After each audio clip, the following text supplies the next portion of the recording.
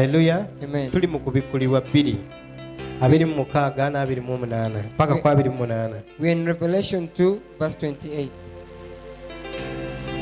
Timunyenye yencha. Kale tusomere. Kubikkulirwa 2:26.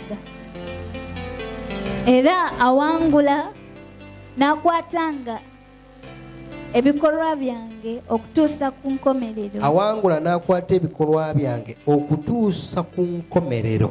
Oyo ndimuwa amaanyi. Oyo sirikoma wabula ngenda muwa amaanyi. Ndimuwa amaanyi ku mawanga. Ndimuwa amaanyi ku mawanga. Aha. Era alibalunda n'omugo gw'ekyuma. Ng'ebibya ebibumbe bwe byatikayatika. Era nange nga bwe naweebwa kitange.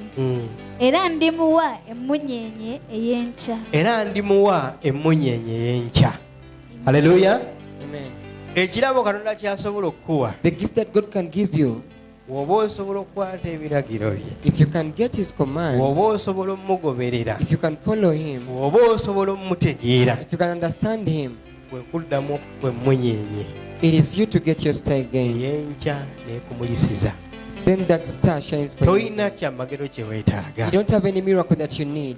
Amen. Kubanga w'ozuula emmunyenye Because when you discover the ey'okumakya star, the bright morning oba star, ozudde Yesu. you'll have discovered Jesus. Oba otegedde Yesu. You'll have known Jesus. Haleluya. Amen. Emmunyenye eyo eba eteekeddwa okwayakaayakana. That star has to shine. Kati ekirabo kye twaliise emmunyenye So the gift would have called the gift ye Mukama the waffe star Yesu is Kristo. our Lord Jesus Christ. Weetwalire Yesu Kristo. So Jesus Christ, Ebibyo bigenda kuba biteredde. everything will be fine. Weetwalire Yesu Kristo. Jesus Christ, Entulo zo ogenda kuba oziwangudde. you'll have conquered your battle. Weetwalire Yesu Kristo. Jesus Christ, Byonna by'oyagala ogenda kuba ng'obifunye. all that you want, you'll have Mu gotten it. linnya erya Mukama waffe In Yesu. Jesus' name, our Lord. Weetwalire Yesu Kristo. Jesus Christ, Weetwalire Yesu Kristo. Jesus Christ, Kubanga ye munyenye because He's the star eyakaayakana. that shines.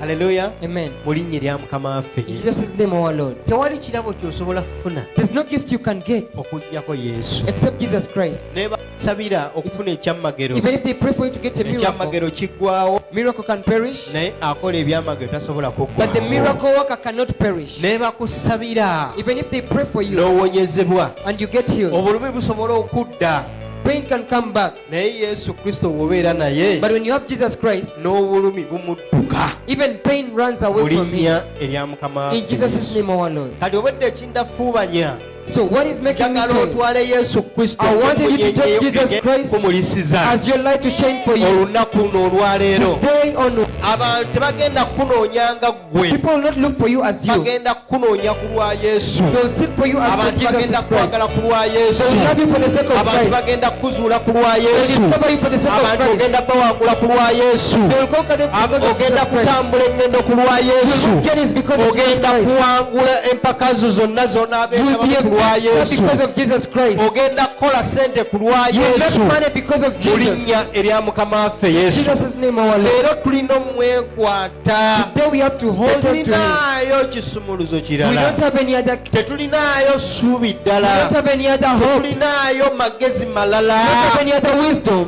Amagezi ge tulina The wisdom we have kwe kuzuukuka ne twaka. is to arise and shine, Tugoberera ekitangaala and we follow the ne light, tugoberera Yesu Kristo. and we follow Jesus Christ, N'alyoka atutuusa mu and He buwanguzi. takes us to our Mu victory. linnya erya Mukama In waffe Yesu. Jesus' name, our Kati Lord. omulimu gwa Yesu omukulu. So the task of Jesus Christ, Haleluya. amen, Si kulaba ng'obonaabona. is not to see you suffering. Kulaga kitangaala. Is to show you the light, Kumulisiza w'oteekeddwa okulaba. to lighten where you're supposed to Bwe ne see. w'otalaba mukisa gwo, Even if you don't see your blessing, agenda kukumulisiza omukisa He gwo will ogenda lighten for you kulaba. and you'll see your Ne blessing. w'otalaba buwanguzi bwo, Even if you don't see your victory, bw'anaakoleeza ettabaaza when He lye, lighten